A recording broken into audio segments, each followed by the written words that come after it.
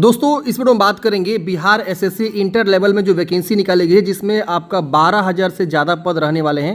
देखिए 11,099 पद था, लेकिन जो है सरकार ने फिर से जो है वैकेंसी को इंक्रीज कर दिया है। उसका नोटिस आपको वेबसाइट पे मिल जाएगा। अब जो है टोटल यहाँ पे 12,000 से ज़्यादा पद यहाँ पे रहने वाले हैं। तो इसमें आप लोग को पता है कि किसी में टेक्निकल क्वालिफिकेशन बोला गया, किसी में टेक्निकल क्वालिफिकेशन नहीं बोला गया। कुछ ऐसे पोस्ट हैं जैसे सचिव के पोस्ट हैं, या कुछ ऐसे पोस्ट जैसे कि राजस्व कर्मचारी के पोस्ट हैं, या फलेरिया असिस्टेंट के पोस्ट है। उसमें सिर्फ 12वीं पास बोला गया। उसमें टेक्निकल क्वालिफिकेशन या वांछनीय क्वालिफिकेशन में कोई भी एक्स्ट्रा क्वालिफिकेशन नहीं बोला गया है। तो क्या अगर हम जो है बिना टाइपिंग सर्टिफिकेट के फॉर्म भर सकते हैं? क्या बिना कंप्यूटर सर्टिफिकेट वाले फॉर्म भर सकते हैं कि नहीं भर सकते? इसके बारे में यहाँ पे डिस्कस करेंगे।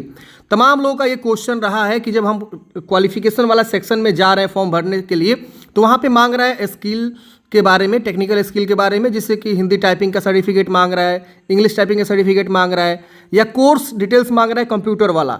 तो हम क्या वो देना मैंडेटरी? अगर नहीं देते हैं तो आगे चल के हमें क्या दिक्कत का सामना करना पड़ सकता है? अगर देते हैं तो हमें क्या जो है अच्छा होगा, हमारे लिए क्या बेहतरीन होगा आगे चल के? तो हम इसके बारे में यहाँ पे डिस्कस करेंगे। आइए फ्रेंड जानते हैं, समझते हैं अच्छे से। देखिए फ्रेंड्स, जब आप लोग फॉर्म भर रहे हैं तो यहाँ पे जब आप आ रहे हैं क्वालिफिकेशन वाले सेक्शन में, तो यहाँ पे तो आप लोग 10वीं 12वीं की जानकारी आसानी से भर दे रहे हैं, कोई दिक्कत नहीं हो रहा है। लेकिन यहाँ पे आप टेक्निकल स्किल में आ रहे हैं तो कई सारे ऐसे बच्चे हैं जिनके पास जो है टाइपिंग का सर्टिफिकेट नहीं है, अंग्रेजी और हिंदी का नहीं है। तो वो यहाँ पे जो है बार बार ये क्वेश्चन कर रहे हैं कि हम ये क्या करें, इस बॉक्स को क्या करें, भरें कि ना भरें, आगे चल के क्या कोई दिक्कत तो नहीं हो जाएगा। दूसरा चीज़ ये भी है कि कई सारे लोगों के पास जो है ये कंप्यूटर का कोर्स नहीं है, और कई सारे लोगों के पास ये कंप्यूटर का कोर्स है। तो क्या वो यहाँ पे यस करे या नो करे? देखिए सबसे पहले समझिए, अगर आप ये भरिए ना भरिए, कोई दिक्कत नहीं होने वाला, आपका फॉर्म सबमिट होगा। अगर आप इसे भरते हैं तो सही है, कोई दिक्कत नहीं होगा। नहीं भरते तो भी कोई दिक्कत नहीं होगा। आप इसको स्किप करके या नो कर दीजिएगा, आगे आप बढ़ सकते हैं, फॉर्म सबमिट करेंगे, आपका इजीली सबमिट हो जाएगा। लेकिन ध्यान दीजिए वाली बात यह है कि आगे चल के आपके जो पोस्ट प्रीफ्रेंस आएंगे, अभी तो यहाँ पे कोई पोस्ट प्रीफ्रेंस नहीं मांग रहा है। जब आप मेंस का फॉर्म भरेंगे ना, प्री एग्जाम, देखिए इसमें आप 2 स्टेज में एग्जाम होगा, स्टेज 1 और स्टेज 2। पहला स्टेज अगर कोई क्वालिफाई करता है तो उनको जो है मेंस के लिए एडमिट कार्ड जारी होगा, स्टेज 2 जिसको बोलते हैं। अब मेंस में क्या होगा कि पहले आपका फॉर्म भराएगा, जब मेंस का एडमिट कार्ड जारी होगा उससे पहले आपका फॉर्म भरे जाएंगे। अब जब आप फॉर्म भरेंगे ना मेंस का फॉर्म, ठीक है ना, जो भी प्री क्वालिफाई रहेंगे वही मेंस फॉर्म भर पाएंगे। तो उस समय आपको पोस्ट प्रीफ्रेंस जो है देने का ऑप्शन आएगा कि आप जो है पोस्ट प्रीफ्रेंस बताइए कि पहला आप जो आपका ज्वाइनिंग होता है तो पहला कहाँ जाना पसंद करेंगे, दूसरा कहाँ, तीसरा, चौथा, ऐसे करके सभी पोस्ट प्रीफ्रेंस आपको देना मैंडेटरी होता है। तो अब बात ये आती है कि किसी ऐसे जो पद है, जैसे कि किसी ऐसे विभाग में पद रखा गया है एलडीसी का, उसमें आपका जो है टाइपिंग मांगा ही मांगा गया है, ठीक है ना, और कंप्यूटर का डिटेल्स मांगा ही मांगा गया है। तो आपको ये भर देंगे ना, तो आपके लिए बेहतरीन आगे चल के साबित हो सकता है, आपके लिए काफ़ी ज़्यादा सहूलियत हो सकती है आगे चल के पोस्ट प्रेफरेंस में। अब मैं ये नहीं कहना चाह रहा हूँ कि आप मत भरिए, भरिए, अगर आपके पास है तो ज़रूर भरिए। अब बात आती है कि टाइपिंग वाला जो सेक्शन है, यहाँ पे हमारे पास सर्टिफिकेट नहीं। अक्सर यही होता है, बच्चे लोग तो टाइपिंग सीख लेते हैं लेकिन उनके पास सर्टिफिकेट होता ही नहीं है।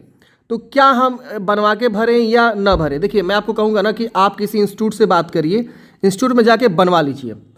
सर्टिफिकेट आप एक बार बनवा लेंगे, वो लाइफ टाइम के लिए वैलिड रहता है, और यहाँ पे आप जो है फिल करके ही आप जो है आगे कंटिन्यू करिए। ये मेरा अपना ओपिनियन है, आप चाहें तो स्किप भी कर सकते हैं। क्या पता आगे जब आप मेंस का फॉर्म भरेंगे तो अगर ये आप जानकारी नहीं भरे रहेंगे, भले आपको टाइपिंग आती है तो क्या मतलब, उससे कोई मतलब नहीं है।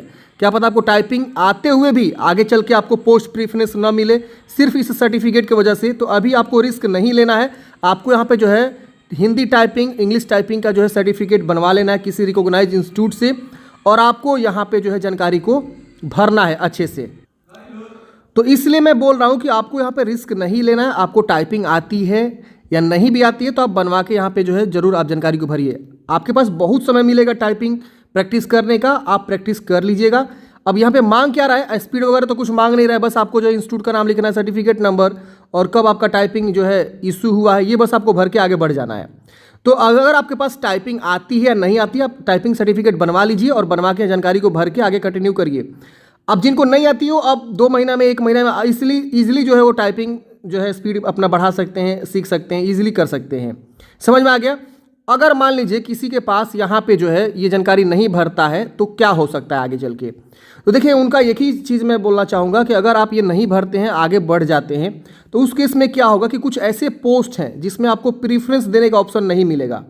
जैसे आप यहाँ पे नोटिफिकेशन देखेंगे तो यहाँ पे नोटिफिकेशन में जो पद है, यहाँ देखिए वांछनीय योग्यता, तकनीकी योग्यता।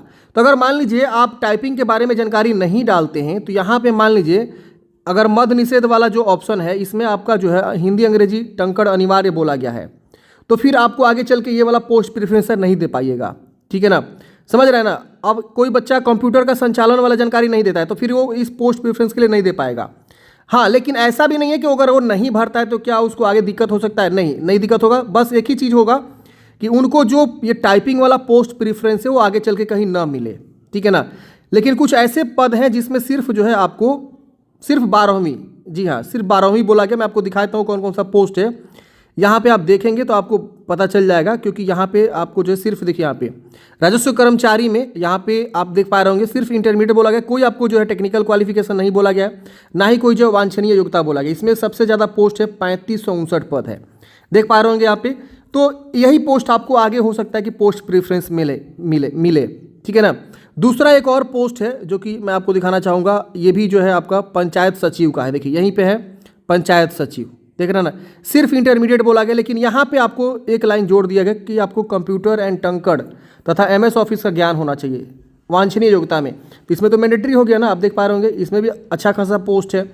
इसके बाद एक और पोस्ट है आपका जो है फलेरिया असिस्टेंट का, यहाँ देखिए फलेरिया असिस्टेंट, यहाँ देख रहे हैं फलेरिया निरीक्षक। इसमें भी सिर्फ आपको 12वीं पास हुआ, कोई टेक्निकल क्वालिफिकेशन यहाँ नहीं बोला गया। कॉलम जो है खाली है, इसमें 59 पद है, 69 पद है।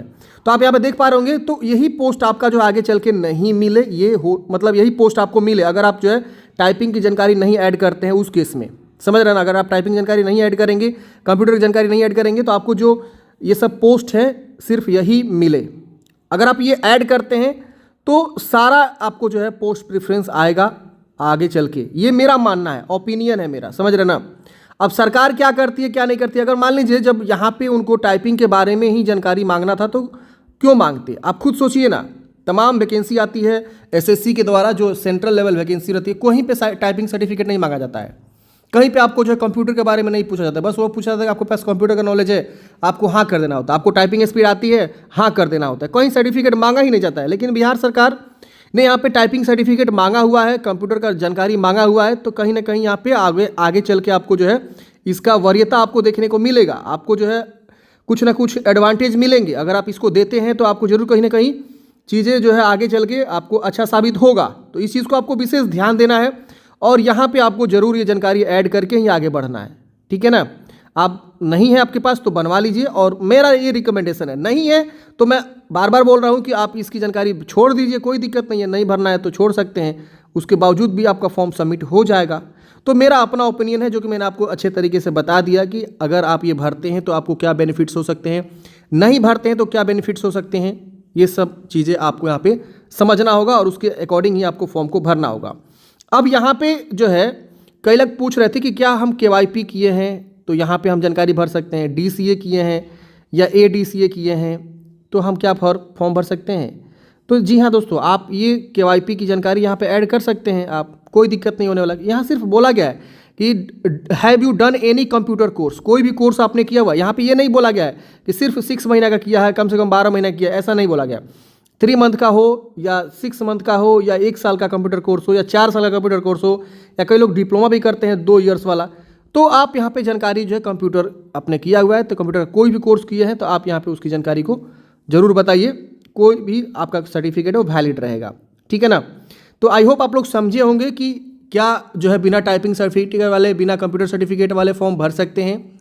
अगर नहीं भरेंगे तो उसको क्या जो है आगे चल के एडवांटेज डिसएडवांटेज है आपको समझ में आ गया होगा। मिलते हैं फ्रेंड्स किसी नेक्स्ट वीडियो में। जय हिंद।